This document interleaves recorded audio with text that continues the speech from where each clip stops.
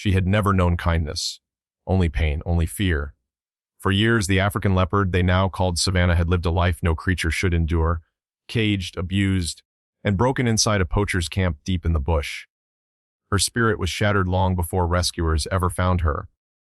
When they finally did, she was curled up in a corner, trembling so violently that her bones seemed to rattle against the cage floor. No one could get near. No voice could soothe her. Every movement from a human hand sent her deeper into herself. Growling, shrinking, eyes shut, as if praying the world would vanish. But then came Laura Bennett, a quiet woman with no tricks, no force, and no promises, just patience. The moment she stepped into the Second Chance Wildlife Center, Laura felt something shift. The center's director, a man hardened by hundreds of tragedies, simply nodded and led her to the back. No words were needed. And there, in the shadows of a concrete enclosure, Laura saw her, a wounded queen cloaked in gold and fear. She didn't speak. She didn't touch. She simply sat. And what happened next would change them both. The hallway was colder than usual that morning.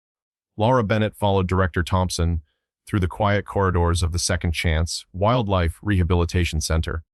She'd worked here for years, seen all kinds of trauma, but nothing prepared her for what she was about to witness.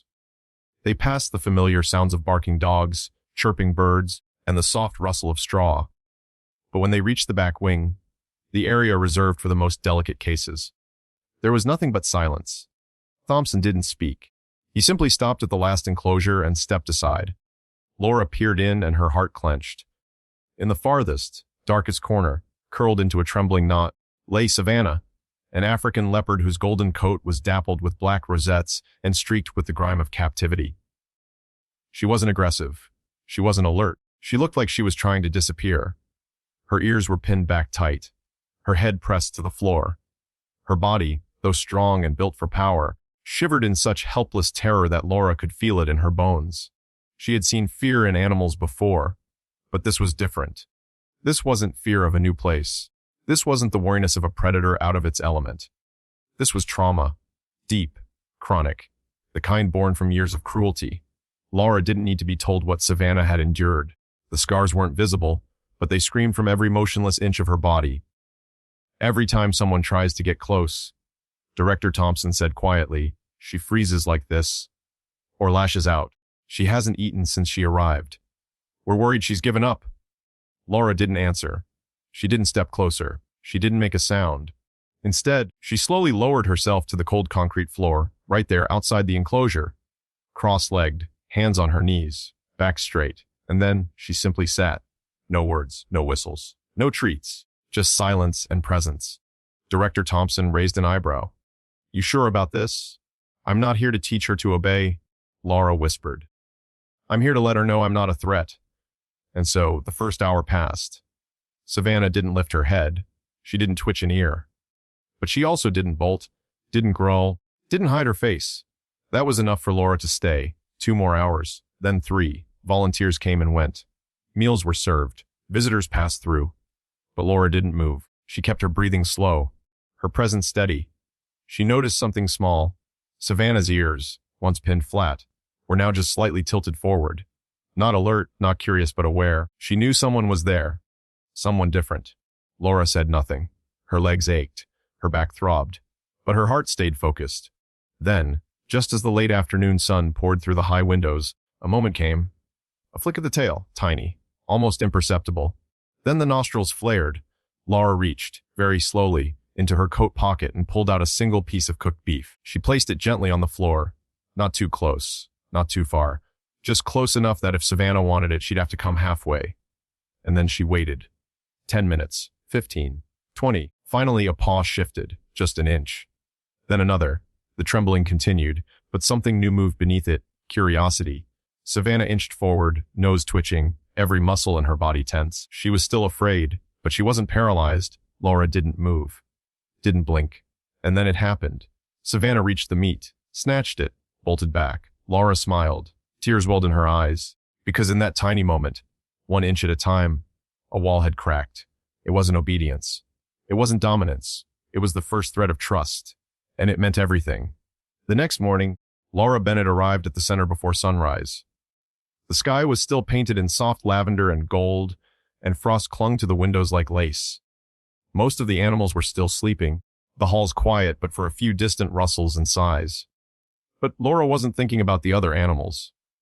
Her mind and her heart were already down the hall, waiting in front of one very particular enclosure.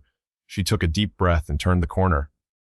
And there she was, Savannah, no longer buried in the darkest part of her enclosure, no longer shaking like a leaf in a storm. This time she was watching. Her green, gold eyes met Laura's, not defiantly, not with challenge, but with awareness. She saw her, and she was waiting. Laura didn't smile. She didn't speak. Instead, she did what had worked before. She sank down to the floor, legs folded beneath her, hands resting gently in her lap. No sudden moves. No expectations. She simply matched Savannah's stillness and waited. For a full minute, neither of them moved. Then, slowly, Savannah's ears twitched. Her body was still tight, coiled, but she didn't retreat. That alone was progress. Laura reached into her coat and pulled out another piece of cooked meat. Just like yesterday. This time, she didn't place it on the floor. She held it in her open palm. A test. Would Savannah come closer? Would she dare? The meat sat still in Laura's hand, the scent gently filling the air. Savannah's nostrils twitched. Her eyes flickered between the food and Laura's fingers, and then she inched forward. One paw. Then another. The muscles in her shoulders rippled with tension, but she moved, not out of panic, not in attack, but with a kind of cautious bravery. When she reached the edge of Laura's hand, she stopped. For a moment the world stood still. Then she took the meat, not in fear, not in haste, but with a steady, deliberate motion. Laura exhaled, barely audible. She didn't flinch. She didn't reach out. But in her chest, something stirred. Hope. And then, something happened that caught Laura completely off guard. Savannah didn't back away. Instead, she lingered. Her eyes locked on Laura's, and her whiskers brushed softly against the tips of Laura's fingers. It wasn't an accident. It was a choice. Laura stayed still. Her heart pounded. She didn't want to spook her, but in that delicate moment, a heartbeat stretched out in time. A connection formed. Savannah pulled back a few inches, meat still in her mouth, and settled down. No corner, no shaking. Just watching. Just staying. And then, just as Laura dared to breathe again, Savannah's tail gave the tiniest flick. A small, hesitant wag, so faint it might have gone unnoticed by anyone else. But Laura saw it, and it broke her. Tears welled in her eyes, but she blinked them away, not wanting to blur this sacred moment. She didn't need Savannah to come closer. She had already come far. That night, Laura went home and couldn't sleep. She kept replaying the scene over and over in her head. The eyes, the touch, the tail. All of it because it meant something more than progress. It meant choice. Savannah wasn't being coaxed. She wasn't performing. She was choosing Laura, and that was sacred. The next morning, before the sun even touched the treetops, Laura returned. There was no frost this time. Only a thin mist curling through the parking lot like breath. She stepped into the hallway, past sleepy staff and coffee cups and morning checklists, and made her way to the enclosure. And there, standing upright, already alert, already waiting, was Savannah. Not trembling, not hiding, just ready. Laura's steps slowed, her pulse quickened. She crouched down to the floor in her usual spot. Savannah didn't flinch, didn't back up, and when Laura extended her hand, meat in her palm once more, Savannah stepped forward with confidence. It wasn't just progress anymore. It was transformation. And Laura knew in that moment they had turned a corner. There would still be work to do. Still shadows to chase away. But from this day forward, Savannah was no longer alone. The days that followed felt like watching spring unfold in slow motion.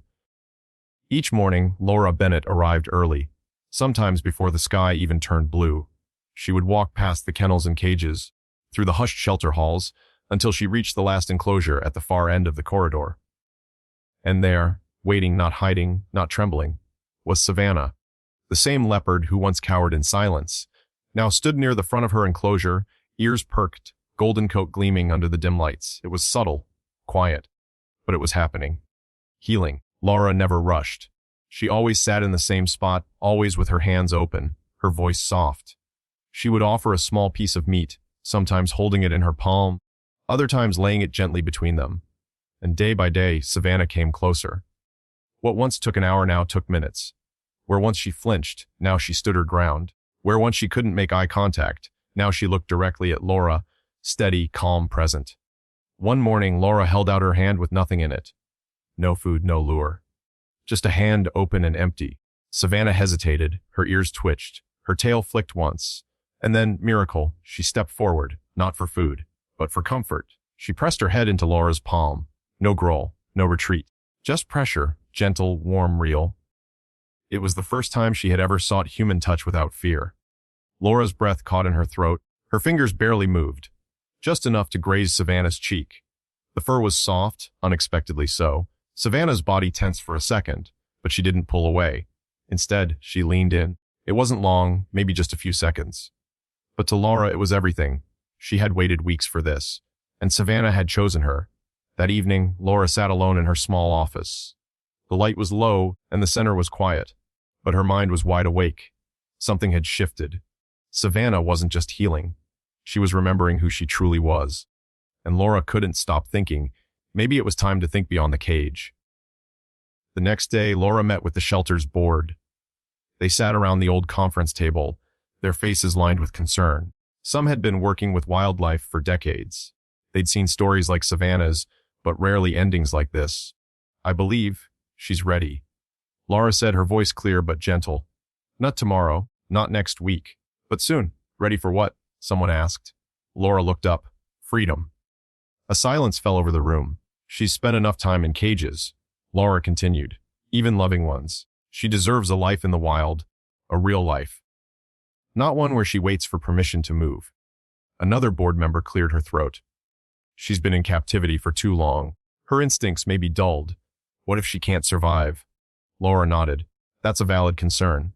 But we can train her. We can prepare her. I'll work with her every day if I have to. The room buzzed with debate, logistics, risks, permits. But Laura stood her ground. She hadn't come this far to give Savannah a life of quiet captivity. She had come this far to set her free. In the weeks that followed, the real work began. Laura changed her approach. No more hand-fed meals. Now Savannah had to search, track, pounce. At first, the big cat was confused. She sniffed the empty feeding spot, then looked back at Laura like, where is it? But Laura stayed quiet and pointed toward a hanging burlap sack stuffed with food, hidden just enough to require effort. Savannah tilted her head, then lunged. It was clumsy at first, hesitant, uncertain. But day after day, her strength returned. Her muscles flexed like coiled springs. Her eyes sharpened, locked onto movement like radar. Her tail moved with confidence, her breath deep and even. She was remembering who she was, not a victim, not a prisoner, a predator, a creature of grace and power. And every time she found the food, every time she chased or climbed or pounced, a little more of the cage inside her disappeared. Laura watched it all with quiet pride. She didn't cheer, didn't praise. She just stayed near, always present, always patient. And when Savannah finally looked at her, not with fear, not even with need, but with something that resembled gratitude, Laura knew. She's ready. The day had come. Laura Bennett stood beside the transport cage, her hand resting gently on the metal bars. Inside, Savannah was calm, alert, but not afraid. Her eyes no longer darted with panic. They held stillness and something more, readiness. Weeks of training had paid off. Savannah now hunted her food, tracked scents with ease, even scaled platforms with the grace and power of her wild ancestors. She was no longer the trembling creature curled in a corner. She was a leopard again, proud, fierce, free in spirit, ready to be free in body. The transport truck rumbled along a dirt road leading to Etoshia National Park, one of the last untouched sanctuaries for wild leopards in the region. No crowds, no cages, just endless grasslands, rivers, and sky. Laura rode in silence beside the cage. She didn't speak, didn't reach through the bars. She just sat quietly, her hand near the door, as if to say, I'm here. I've always been here. When they arrived, the sun had just begun to dip, casting long golden rays across the open plain. The breeze was soft. Birds chirped lazily from far-off trees. It was the kind of place animals remembered in their bones, even if they'd never been there before. The team set the cage on the ground, door facing the horizon. Laura stepped close, her heart pounding. She knelt beside Savannah, looking into those wild amber eyes. For a moment, nothing. No growl, no panic. Just a quiet gaze that held years of pain and now peace. Laura opened the cage. The latch clicked softly. But Savannah didn't bolt. She stepped forward, one paw at a time, testing the earth beneath her. Her nose twitched. Her ears perked. Her tail flicked once. Then she turned. and looked back, right at Laura. For a split second, the world stilled. In that glance, just that glance, was something no scientist could measure recognition. Not as trainer, not as rescuer, but as someone who stayed. And then, without a sound, Savannah turned away and ran. Not in fear, not in desperation. She ran like the wind remembered her name. Her muscles rippled. Her coat gleamed under the sun. She sprinted across the field, faster, farther, freer with every step, until she became a golden blur against the horizon. And then, she was gone. Laura stood frozen, hands still on the cage, tears silently slipping down her cheeks. It wasn't sorrow. It wasn't even pride. It was something deeper. A letting go, a goodbye you don't say out loud, because sometimes, when you love something enough, you set it free. In the months that followed, the shelter tracked Savannah's movements through a small GPS collar fitted gently around her neck before release. At first, she stayed close to the drop-off zone, cautious.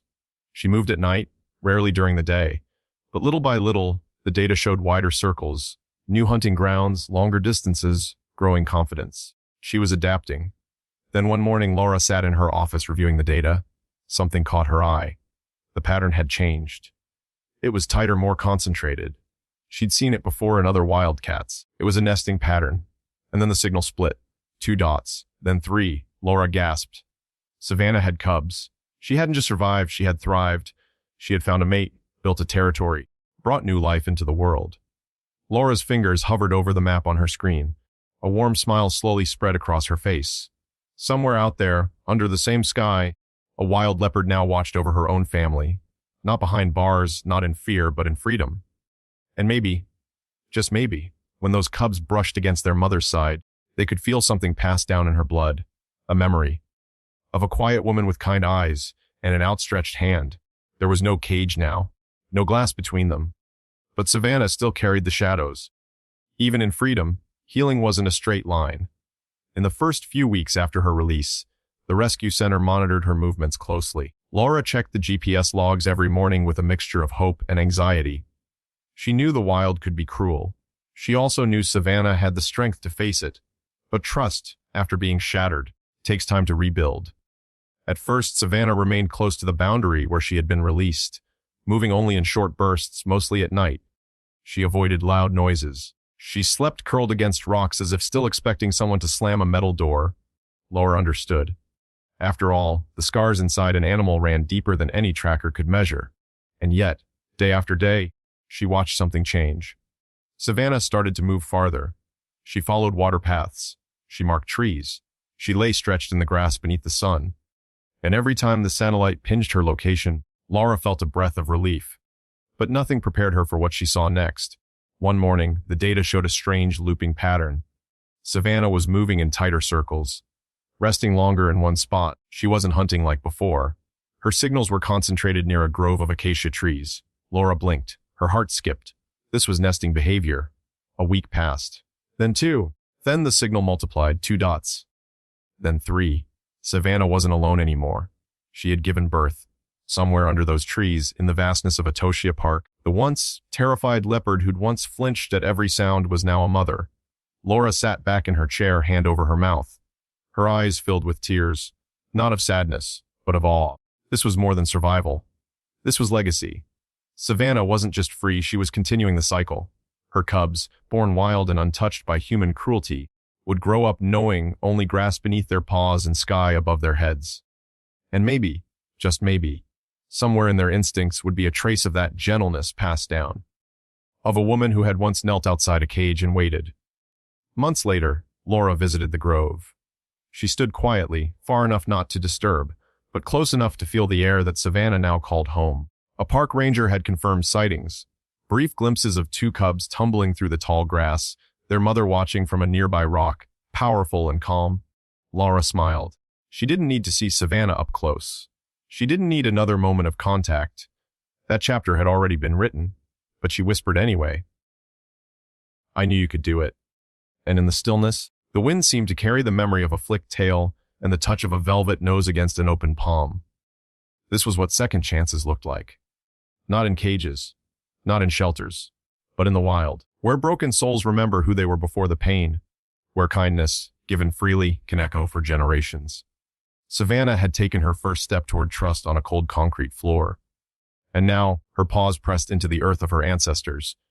There would be no collar on her cubs, no trembling in their bones, only strength and freedom. And perhaps, one day, when they too saw a human from afar, they wouldn't run. They might pause and wonder. Because once, long ago, their mother chose to trust. And that made all the difference. In the silence of the wild, Savannah had found her voice. She no longer flinched, no longer trembled at every sound. She had become what she was always meant to be, fierce, free, and unafraid. And somewhere beneath the branches of those ancient trees, her cubs learned to stalk the wind and chase the morning sun, carrying forward the legacy of a soul who had once been too broken to stand. But she stood, and she ran.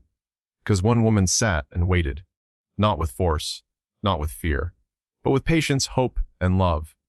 Sometimes the most broken among us are the ones most capable of incredible transformation. All it takes is someone willing to wait, to believe, to show up, day after day, with a quiet, unwavering kindness. Whether it's a wounded animal or a hurting person, healing doesn't begin with fixing. It begins with presence. You never know what heart will begin to trust again, just because you didn't walk away. If this story touched your heart, let us know in the comments. Have you ever waited for someone to heal, or had someone wait for you? Share your story. It might be the light someone else needs today. And if you believe in second chances, in kindness that transforms, and in the power of gentle persistence, subscribe for more real stories that remind us of what it means to be truly human. Because in a world full of noise, sometimes the quietest moments speak the loudest.